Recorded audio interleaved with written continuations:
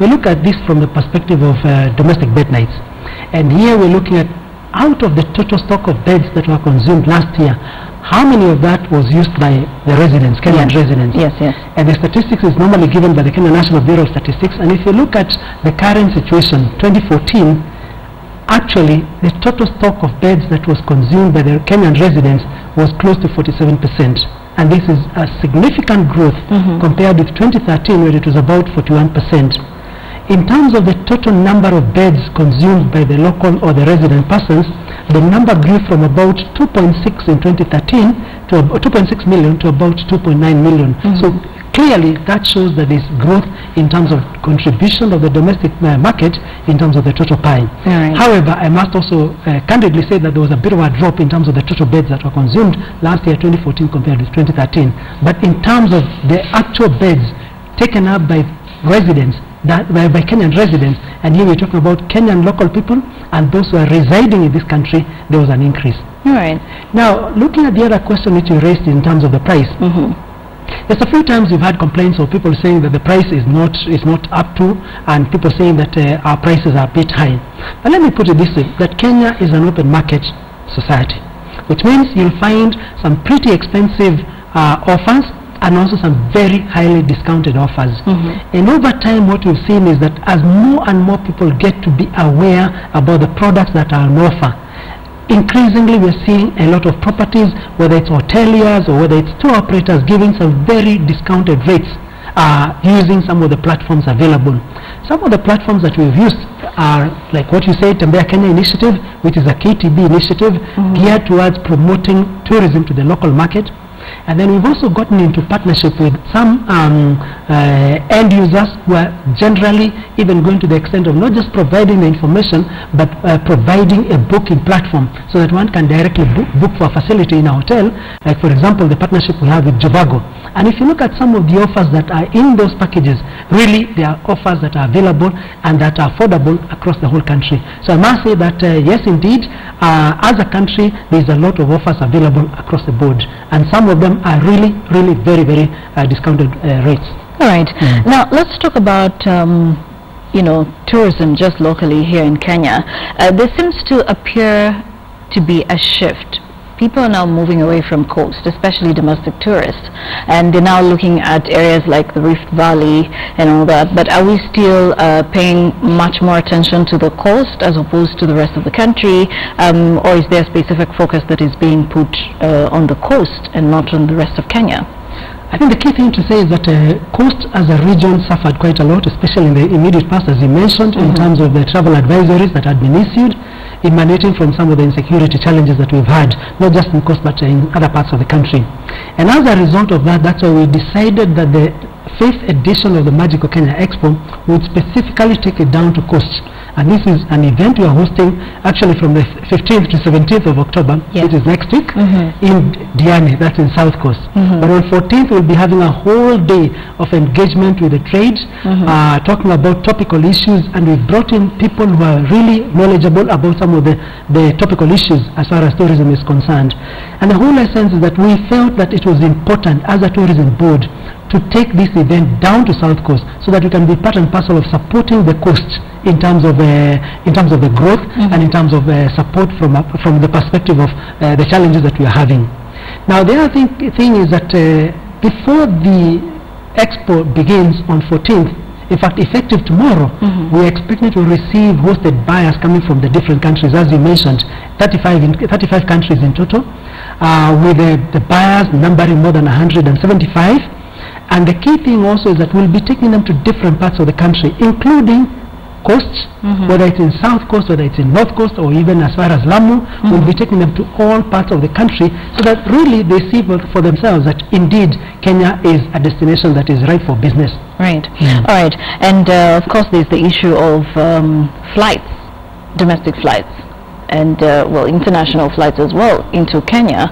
Are you in any partnership with any of the airlines, at least, to afford people you know, cheaper flights to these destinations? We continue working with all the airlines, especially those that are flying locally, the low-cost carriers and also the other carriers that are available in this country. We continue working and engaging with them so that they provide the benefit to the consumers or to the clients for purposes of ease of reach of the different parts of the country. And this is the reason why, as a result of our engagement and also the involvement of our parent ministry and also the stakeholders, we've seen some of the carriers increasingly opening up new facilities and new routes, for example to Ukunda. Not too long ago, I'm sure you must have seen Kenya Airways has started flying to Ukunda, and also other carriers that are domiciled here in the country. But over and above that, we also look at carriers coming into the destination. And the reason is because travel and tourism go hand in hand. You cannot talk about growing tourism without also growing aviation or growing the flights available or coming to the destination. And this is the reason why we've worked closely with our national carrier Kenya Airways to spread out the message about Kenya as a destination. And this is the reason why we signed a partnership agreement which talks about promoting Kenya as a destination in some of the traditional source markets and also some of the emerging markets, and most importantly also some of the new routes that they are opening, especially in Africa. But besides that also, we work closely with other airlines. For example, not too long ago, we signed a partnership agreement with China Southern. And we are happy to say that for China Southern, it offers an additional carrier flying directly to China. And looking at their expanded reach within not just China as a country, but also Southeastern Asia and also Asia as a whole, it gives us that advantage of tapping more, not just directly from China, but from other extended markets within the region. And I must also add about, again also, our direct involvement and engagement in getting Lufthansa to resume its flights, which will be happening later this month, directly again from Germany, Frankfurt to Nairobi. So we're looking to add many more, not just these three that I've mentioned, but also many more, because clearly we know that for now, the key thing is that for us, if we're to grow international arrivals, regional arrivals, we need to get more airlines into the country. But this is not just the end. There is also the other mode of transport, by rail, by road, and we are very excited, especially to talk about SGR, because this is going to give us another platform where we can get more tourists, especially from Uganda and other countries within the region. But is that going to be easy? Because looking at the fact that it's going to be going through the national park as well, the people who are still hesitant to whether or not it should actually take that path of going through the national park, because it's still going to affect tourism in some way. Or are we looking at the brighter side of it being able to increase the tourist numbers instead? There's a bit of a dilemma. I prefer to look at things from the positive perspective, because the clear thing is that internationally also, and if you look at most of the developed world, people are not just traveling by air. Yes. They go by road and they go by rail. And the beauty about travel by rail is that it gives you that flexibility, that advantage of you're able to see the countryside as you move from one destination to the other. I'm imagining like now taking a train from Kampala through Malaba or through Kisumu to Nairobi and then to Mombasa. I mean, the view is absolutely stunning. Priceless. And that gives the tourist who wants to see the landscape the advantage of seeing the countryside. All right. Tell me about the tourist numbers for this year. Are we doing any better than last year? As I said, because of the challenges that we've gone through as a destination, we are still down compared with last year. If you look at January to August this year, we're still down compared with the same period last year. But again also, it's good to look at things from the brighter perspective, from the positive side. And for me, particularly, I would look at the number of things that we have lined up as a destination, together with our ministry and also other related players. We're looking at the number of events and the critical events that we have lined up between now and end of this financial year, or December to be precise. And a number of these events will obviously add the numbers in terms of bringing more tourists into this country, and more importantly, it will help us to raise the profile of the destination as a destination that is worth to visit. I have in mind the Magical Kenya Expo we are talking about, which is coming next week. I also have in mind the ATA Congress, which is coming in November. I have in mind the visit by the Pope, 25th to 27th of November, which obviously is a very strong endorsement of Kenya as a destination. Bearing in mind that this Pope Francis, this is the first country he's going to be visiting in sub-Saharan Africa. And I also have in mind the conference that is coming in for all cooperatives in Africa, ACOSCA, again coming into South Coast for the first time as far as I know. And last but not least is the World Trade Organization Council of Ministers coming in December. So all these events clearly will help us in terms of turning the tide and raising the profile of the destination, and more importantly also adding room occupancy from the delegates who will be coming in. All right. Now, of course, the Kenya Tourism Board sometime earlier this year talked about having an international campaign run on one of the international news channels, that is CNN. But then, of course, that has had a bit of challenge along the way. But why did you choose to take it to CNN? And, you know, there are countries like Tanzania that have used sports as a way of marketing tourism, and it appears to be working for them, because they've actually sponsored Premier League teams, and so you're able to see Tanzania being showcased on that front. Have we, in a way, not planned these international campaigns very well? Well, I prefer to look at it from a holistic perspective, and I think for us, we look at marketing from an integrated perspective. You simply cannot talk about one event or one activity and expect that is going to generate results. Right. So working closely with all our stakeholders from the government perspective, from the private sector, and also from other key players, we looked at it in terms of how do we raise the profile of the destination, bearing in mind that there have been a lot of negative images and stories about the destination, and therefore we decided, let's do an international tender looking at a global advertising campaign. Remember, after the post-election violence of 2007 and 2008, we did a similar global advertising campaign, and it did wonders for the country. So clearly we were leveraging on that strength, but that does not close the doors in terms of the activities that we are going to be doing now and going beyond. For example, we're looking at major events and major activities geared towards social media advertising using digital platforms, because again also the world over things are changing and people are getting more and more oriented towards digital marketing. And soon we'll also be letting you know in terms of exactly the direction we're going to take as far as digital marketing is concerned. We're also looking at hosting key events and partnerships with some of the key players in the world, whether it's in terms of sports events or whether it's in terms of key strategic events. There's also a plan in terms of engaging and looking forward to have key events and key partnerships with strategic partners. So I may not want to reveal now, but obviously there are some things that we are looking at going something beyond being that. cooked up. All right, well, thank you so much. We do appreciate that. But of course, I cannot leave without telling you or asking you about what has come out of the Ghanaian firm's partnership in regard to attracting more tourists to Kenya. I'm sure here you're talking about the partnership we had with Wakanao. Yes.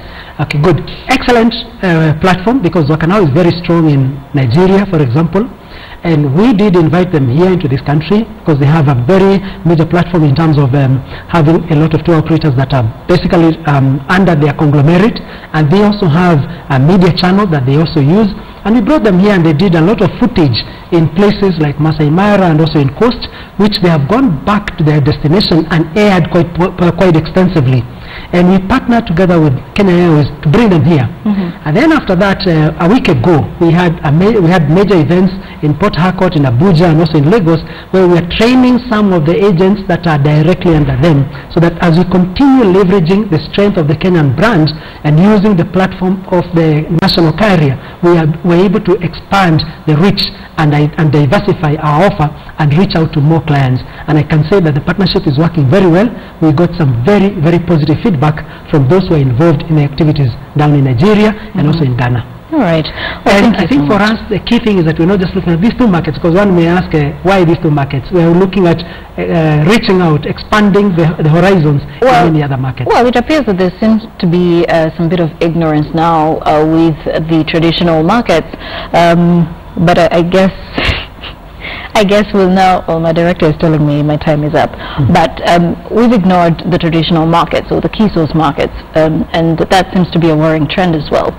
On the contrary, no, because just a couple of weeks again, we had some very major partnership together with Lufthansa, specifically targeting the German market. And here we're looking at the flight that is going to be introduced later this month, we obviously need to get the flight to be filled. We also need to get the consumers to know that there's a direct flight being offered by Lufthansa, which is also very strong in the Germanic-speaking markets. And this is the reason why we partnered on that basis. Next week, but one, will also be, next month, we'll also be proceeding to the UK for the World Travel Market, and we're going together with a lot of trade from this country to participate in that exhibition, to reassure the UK market and also to let the UK market know that Kenya is indeed up and running and the business is there, and we need to get back into the old times when the numbers were much higher. So we haven't ignored the traditional source markets. US also, ATA Congress, ATA, remember, is a conglomerate of tour operators who market Africa in the US market. And about 2 weeks ago again, we had a series of activities under the auspices of ATA in the US. And even as we speak, again also there are plans to engage on more and more of these activities. So really, I cannot say that we have forgotten the traditional source markets. Remember, they contribute a significant proportion of our total inbound tourism. Okay. All right. Well, thank you so much. I think, if you allow me, it would be wrong for me to end without appealing to our local market. Okay. All right. You just have about 30 seconds to do that. Thank you very much. For us, is to appeal to our Kenyans that remember, we have the Magical Kenya Travel Expo, which is starting next week. This gives you an opportunity to come down to South Coast, experience the destination that has been voted the best of one of the best beaches in Africa. Through the World Travel Awards, and besides that also meet with the Kenyan exhibitors who to date number about 122 and get some of the best offers that you can think about as far as tourism is concerned. Thank you. Well, thank you so much. You want to call for the news as well? Which is about tourism? Thank you so much. Thank you very much. Appreciate the time taken to come speak to us. And News Hour is up next with Linda Ogutu, so do stay tuned for that. But I'll be back at about 3:30 with more business updates. So stay with us.